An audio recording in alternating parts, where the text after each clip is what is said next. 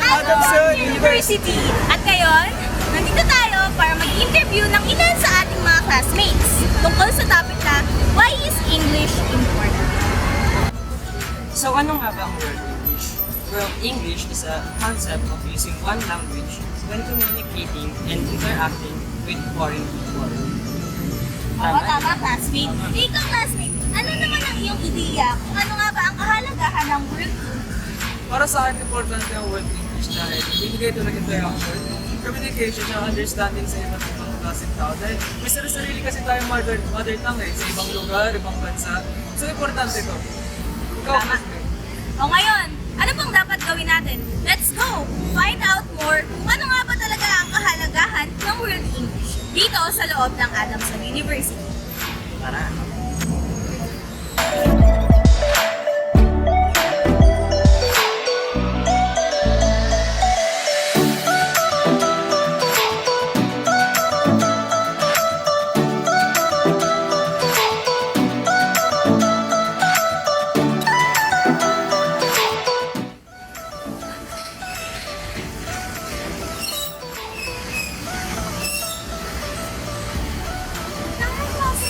Let's find out more sa loob kung ano nga ba ang kahalagahan ng word English.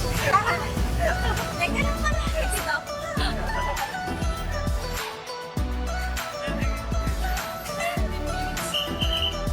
Let's go, classmates!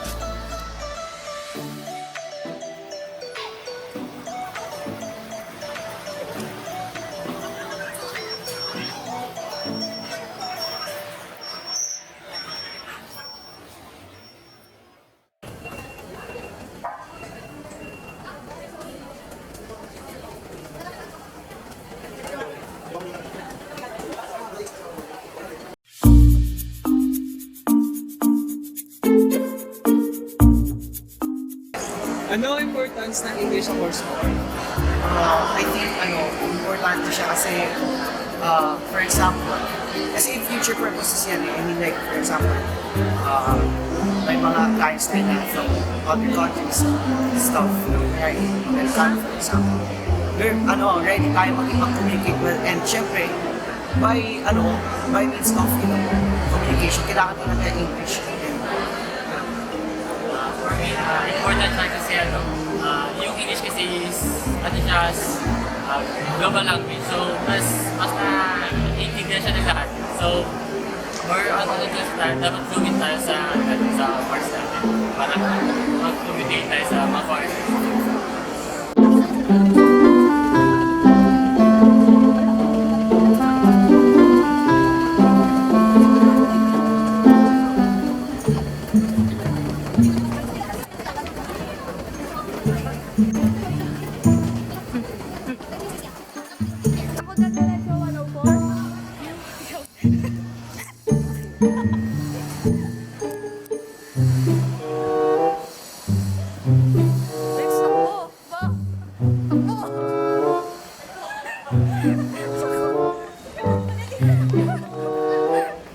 Pasok kayo po, taksa.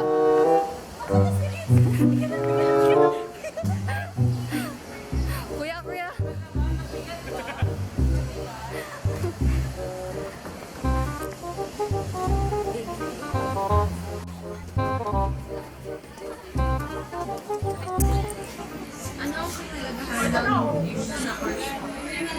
Well, as a political science student, of course, it's necessary that we also look at references that are not only based locally. Since we are analyzing the whole aspect of politics itself, we have to look at the wider contextual view of politics, which includes international politics. So understanding the English language itself and understanding references from the English language is vital to our course because basically that's the whole, that's what our whole course navigates towards to, which is the understanding of politics in the international view as well as local. So it's vital to understand English, know English itself, because all of our references or all of our readings come from not only the local community but also the international community itself. Ano ang kahalagahan ng English sa course mo? English as a language makes us understand the concepts of pharmaceutical theories, ideas, concepts. Tapos, mahalaga din yun kapag nagtatrabaho na kami. Siyempre, meron kaming mga patients na mas naiintindihan yung prescription and yung interpretation namin pag English namin. Kasi siyempre, meron din naman kami mga pasyente na foreigner or kaya yung mga ibang tao na laking Amerika and all. Anyways.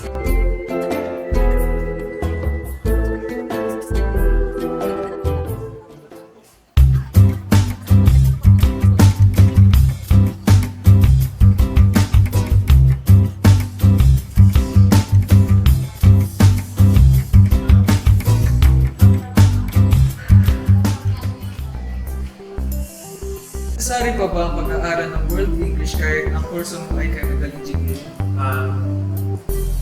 For me, chemical engineers need language as their medium of communication. I'd like to put some points in here. So first, the modules that we use. For example, our book is in chemical calculations, is chemical processes in principles of chemical processes. And if I don't have the necessary English skills, then I can understand the book itself.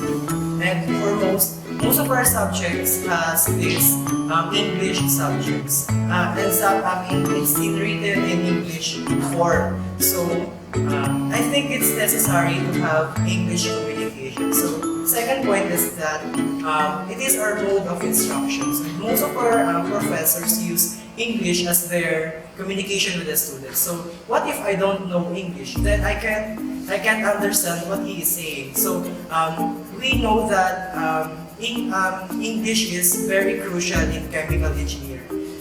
And third is that there are seminars regarding to how chemical engineers should work, what a chemical engineer should do. So if its medium is in English, so we need English to understand what those tasks we should do. So next is the break in communication barrier. Now, I'd like to point here that the communication barrier is a barrier that exists not physically, but it is the most significant barrier in all specific cultures. So, for example, I am a chemical engineer from the Philippines, and I speak to for example, an American or British. So, what mode or what sense of communication should I use? Then I will use English because English is a universal language. So we can break this communication barrier by using this English communication. Ano ang kahalagahan ng English sa course mo? As a chemical engineer, English serve a big purpose in our field. First of all, in education. Second, when we graduate. And third, when we work in abroad or etc. First, I'm gonna point the English language in education as a chemical engineer. English is most widely used in textbooks as well as by professors teaching the subjects. For example, in mathematics, there are certain terms that cannot be converted to native languages except in English and can be understood well by students when in English. For example, how do you say X word in Tagalog or Filipino? It's hard, right? So, second is we use English as a chemical engineer. When we work after we graduate, it's like business. When we graduate, we tend to go to companies. Second of all, we use English as a tool to broaden our knowledge in terms of chemical processes in the laboratory. There are some procedures in laboratory that cannot be deciphered in other languages. Deciphering means you need to uncover the hidden meanings within those texts. For example, in some laboratory manuals, there are some procedures there that does not have any language equivalent, such that making sugar, something like making flour, toothpaste, soaps that we chemical engineers do.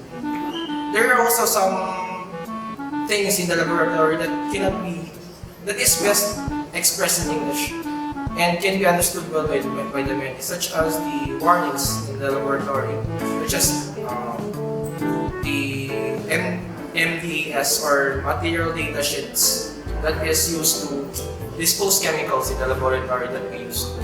Third, we use English as a tool also to broaden our foreign connections. Because as we all know, Philippines is not an independent country.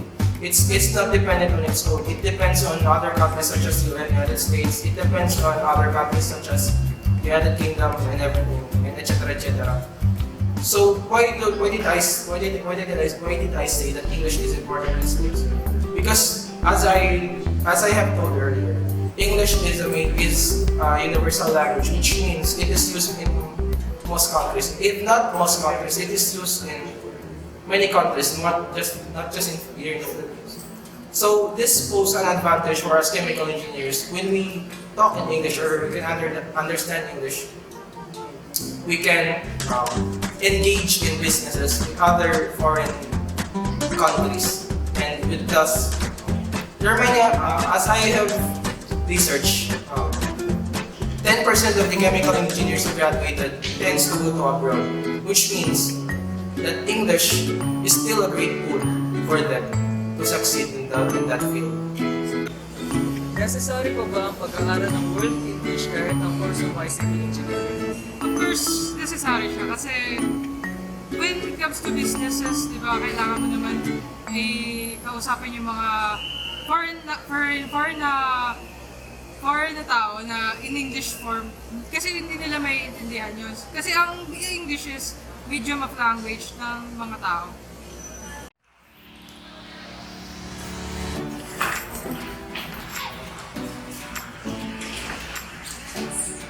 So yun nga mga classmates, tapos na tayo mag-interview dito sa loob ng Adamson University. O ikaw classmate, ano naman ang masasabi mo?